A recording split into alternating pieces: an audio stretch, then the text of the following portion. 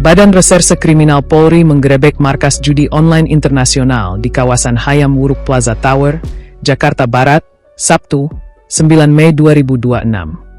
Dalam operasi tersebut, aparat mengamankan 321 warga negara asing yang diduga terlibat dalam aktivitas operasional jaringan judi online lintas negara.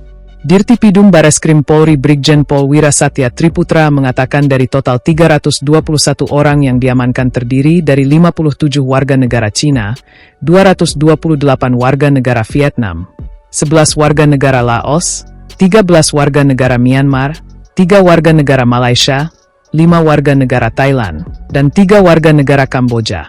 Polisi juga menyita sejumlah barang bukti berupa komputer, laptop, telepon genggam, paspor, brankas, hingga uang tunai miliaran rupiah dari berbagai mata uang.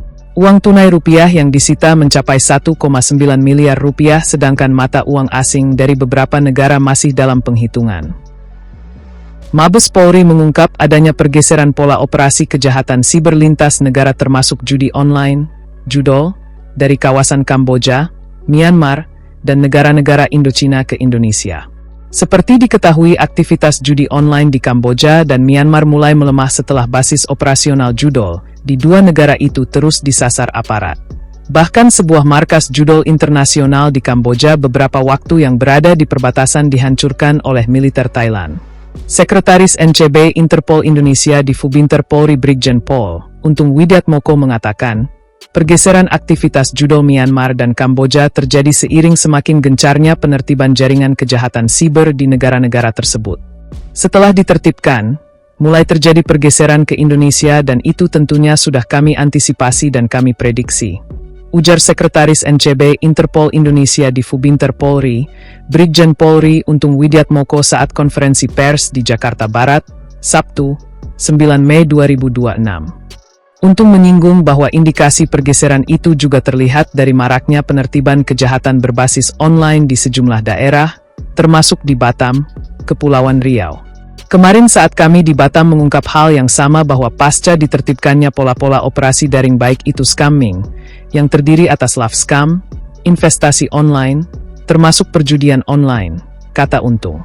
Untung mengatakan Polri telah melakukan sejumlah penangkapan di beberapa wilayah lain, mulai dari Surabaya, Denpasar, Surakarta, Yogyakarta hingga di Jakarta. Pergeseran ini menunjukkan adanya tindakan nyata yang tidak hanya mengancam masyarakat Indonesia, tapi juga masyarakat luar negeri. Ia juga menjelaskan alasan Indonesia dipilih sebagai lokasi aktivitas perjudian online tersebut. Menurutnya Indonesia di satu sisi juga berupaya meningkatkan angka wisatawan mancanegara. Namun sindikat ini memanfaatkan celah kejahatan untuk perjudian online. Kan kita juga sadar, di satu sisi pemerintah kita juga butuh adanya peningkatan angka pariwisata. Itu tidak bisa dipungkiri. Ya, kita butuh adanya kunjungan wisatawan ke Indonesia tetapi di sisi lain, memang ini ada seperti dua sisi mata uang, sisi terang dan sisi gelapnya, ujar Untung. Selain Indonesia, jaringan tersebut juga beroperasi di Filipina dan Timor Leste. Kalau agak jauh sedikit, agak mainnya agak jauh, Uni Emirat Arab, Dubai. Agak jauhan dikit lagi, Afrika Selatan, Pretoria, Johannesburg. Itu juga sudah menjadi destinasi juga, ujar Untung. Menurut Untung, para pelaku menyasar negara-negara yang dianggap memiliki peluang untuk menjalankan operasi kejahatan daring.